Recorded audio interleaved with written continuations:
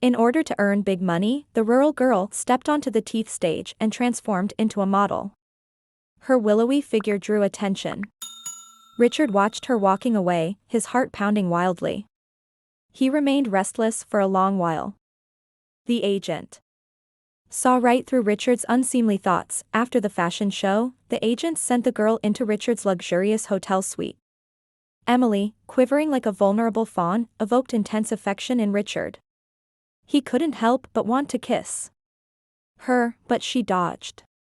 Instead of getting angry, Richard gently asked her to sit down and have a nice chat.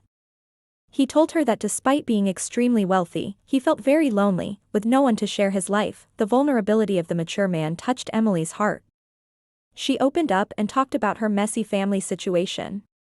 A month ago, her mother accidentally caught her father having an affair.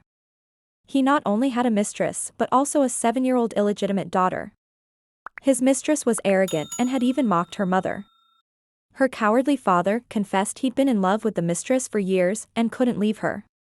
Emily's heart broke into countless pieces. Her mother couldn't forgive the betrayal and ended the marriage in agony.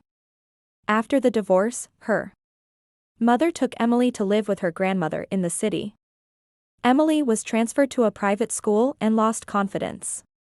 Charmed by the city, she dreamed of being a model since childhood, longing to be in the spotlight now that she'd moved to the big city. Her mother took her to a famous modeling agency for an interview.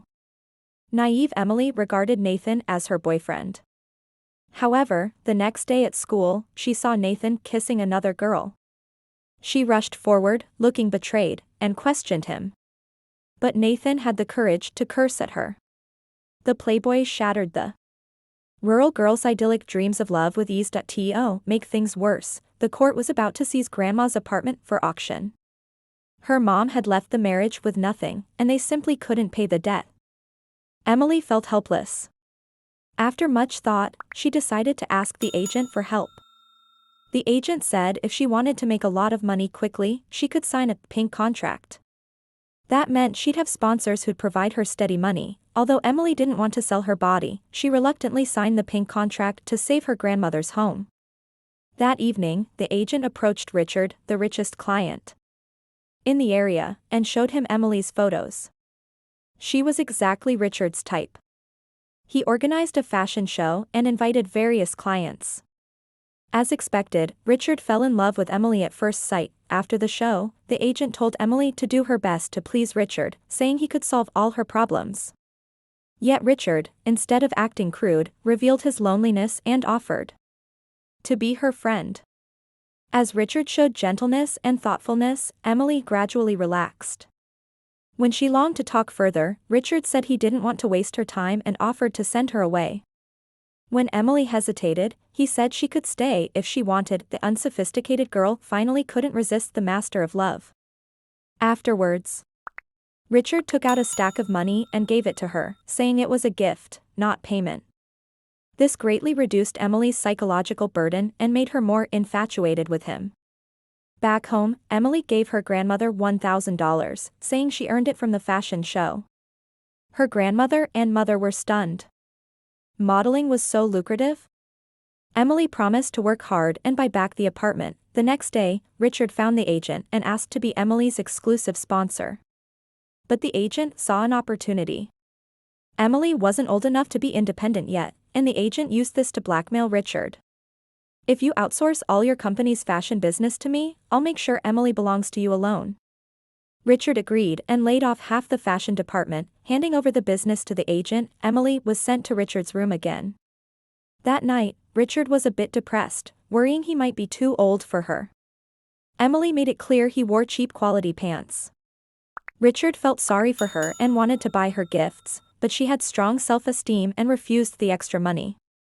She insisted on not spending the night, fearing her mother would worry, so Richard gave the agent a large sum and asked her to buy Emily some nice clothes under the pretext of rewarding her for her hard work. The agent took her to the mall. Emily didn't realize Richard had paid for everything. Dressed in head-to-toe designer wear, the rural girl flaunted herself before those who once looked down on her. Vanessa, jealous, asked where she got all this Emily proudly stated they were rewards from modeling work. Vanessa instantly threw away her prejudice and asked Emily to take her to the modeling agency. Emily refused, saying modeling wasn't as easy or clean as it seemed. Vanessa, who threw a wild party in her house when her mom was away, had unknowingly caused damage. Coincidentally, Vanessa was Nathan's cousin. Her mother was furious and determined to teach her a lesson. Desperate to prove herself, Vanessa wanted to earn money. But Emily, afraid she'd find out the truth, kept her distance. Meanwhile, Emily started getting one job after another at shoots, promotions, red carpet events, feeling the joy of living her dream. But as her love for Richard reached its peak, she asked when he planned to marry her. To her shock, Richard replied, "I can give you a fancy car, a luxurious house, endless money. What's so important about being married?" Emily said her family would never approve of a transactional relationship. She had pride. Richard remained silent. His eyes darkened as he stared into the distance. "Emily, I can't marry you," he finally said. "My family has plans. I'm expected to marry someone of my status, someone chosen by my parents. It's been arranged since I was a teenager." Emily's chest tightened. Her stomach dropped. "So I'm just a contract to you? A pretty little lie to fill the void in your heart?" "No." Richard grabbed her hand. "You're the first person who's made me feel something real in years. But I'm not free. I didn't choose the world I come from." Tears welled in Emily's eyes. "Then let me go, Richard. If you can't give me your name, I don't want your money. I'm not a toy." But letting go wasn't so simple. Richard had grown addicted to her warmth, her honesty, her fight. He began sending her flowers every day, standing outside the studio for hours just to catch a glimpse of her, even canceling business trips to stay close. Emily tried to stay away, but her heart betrayed her. Meanwhile, Vanessa had secretly visited the modeling agency, begging the agent for a chance. The agent gave her a pink contract. Desperate to escape her family's punishments, Vanessa signed. But her sponsor was no Richard. The man was a sadistic, controlling tycoon who treated her like property. Within days, she came crying to Emily, begging for help. That's when she found out the truth about Emily's modeling success. "You signed one of these too?" Vanessa sobbed. "I thought you were living a fairy tale." Emily was silent. "I was trying to survive." Then everything changed. One morning, Emily woke up in her mother's tiny bedroom to the sound of sirens and a heavy knock. Police barged in with a search warrant. It turned out Richard's company had been accused of tax evasion and laundering money through the fashion deals, some of which traced back to the modeling agency and Emily's pink contract. Emily was dragged into a whirlwind of scandal. Her photos were all over the tabloids. Teen model turned millionaire's mistress. Love or transaction? News anchors dissected her every move. Her mother was heartbroken. Her grandmother cried silently at night. At school, classmates stared. Teachers avoided eye contact. Richard tried to protect her, but now the company board forced him to step down. "I never meant for this to hurt you," he told her, exhausted. "I just wanted to keep you safe." Emily's voice was cold. "You wanted to own me. There's a difference." In the aftermath, Emily cut ties with the agency. She returned the car, gave up the apartment, and disappeared from the spotlight. Vanessa, too, dropped out of school, traumatized by her own dark sponsor experience. The girls, once rivals, found comfort in each other. They started over, together, sharing a rented room and working late nights in a diner, but Emily didn't abandon her dreams. She enrolled in fashion design school, determined to build something real. She designed clothes inspired by pain, by resilience, by survival.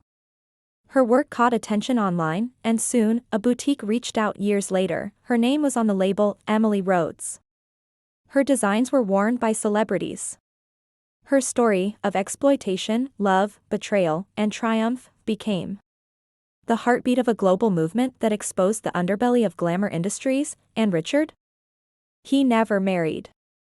He quietly invested in Emily's fashion brand under a different name, sending her anonymous letters of encouragement every season. She never wrote back, but once, on a quiet winter runway, he sat in the back row, watching as she stepped out in her own creation, eyes full of purpose, past full of scars, future shining, and for the first time, he smiled, not as a sponsor, not as a master, but as a man who had loved and lost something real.